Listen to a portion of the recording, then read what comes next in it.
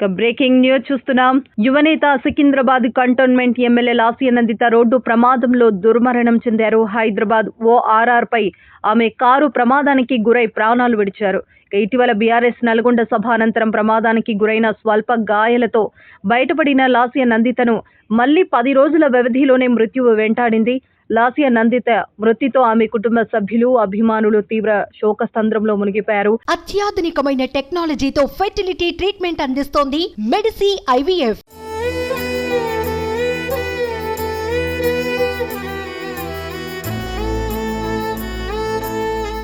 సాయన్న కూతురిగా రాజకీయాల్లోకి అరంగేటం చేసి తనకంటూ ఓ గుర్తింపు తెచ్చుకున్న లాస్య నందిత తక్కువ వయసులోనే ప్రమాదానికి గురి అవ్వడం తీవ్ర విషాదాన్ని నింపుతుంది.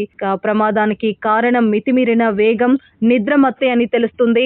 అంతేగాక సీటు బెల్ట్ పెట్టుకోకపోవడం కూడా లాస్య మరణానికి ఓ ప్రధాన కారణం. సీటు బెల్ట్ పెట్టుకోకపోవడంతో ముందు సీటుకు వేగంగా ఢీ కొట్టడంతో ఇంటర్నెట్ పార్ట్స్ డ్యామేజ్ కావడంతో స్పాట్లోనే చనిపారు. రాత్రి సదాశివపేటలో ఓ ప్రోగ్రాంలో పాల్గొన్న లాస్య నందిత అనంతరం తిరుగు పయనమయ్యారు. ఈ క్రమంలోనే మేడ్చల్ నుంచి పటాన్ చెరువు వస్తుండగా సుల్తాన్పూర్ సమీపంలో తెల్లవారుజామున ఈ ప్రమాదం జరిగింది. ముందు వాహనాన్ని తప్పించే క్రమంలో రైలింగ్ ను ఢీకొట్టారు. కారు ఆమె పిఏ ఆకాష్ డ్రైవ్ చేస్తున్నాడు. అతడికి తీవ్ర గాయాలు కావడంతో ఆసుపత్రికి తరలించి చికిత్స అందిస్తున్నారు. ప్రమాదం తెలిసిన బీఆర్ఎస్ అధినేత కేసీఆర్ తీవ్ర దిగ్భ్రాంతి వ్యక్తం చేశారు. లాస్య నందిత కుటుంబానికి అండగా ఉంటామని హామీ ఇచ్చారు. లాస్య నందిత మృతితో ఆమె కుటుంబంలో తీవ్ర విషాదం నెలకొంది.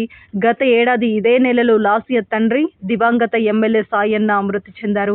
ఆయన మృతి చెందాడని ఏడాదికే లాస్య నందిత చనిపోవడం దిగ్భ్రాంతికి గురి చేస్తుంది. ఆమె గతంలో జీహెచ్ఎంసీ కవాడి కూడా కార్పొరేటర్ గా పనిచేస్తున్న అనుభవం ఉంది.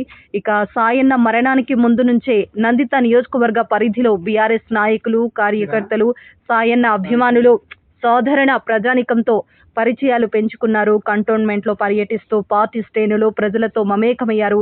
తండ్రి మరణం అనంతరం బీఆర్ఎస్ టికెట్ పొంది ఎమ్మెల్యేగా గెలుపొందారు. కానీ ఇంతలోనే ఆమె మృత్యువు వెంటాడింది.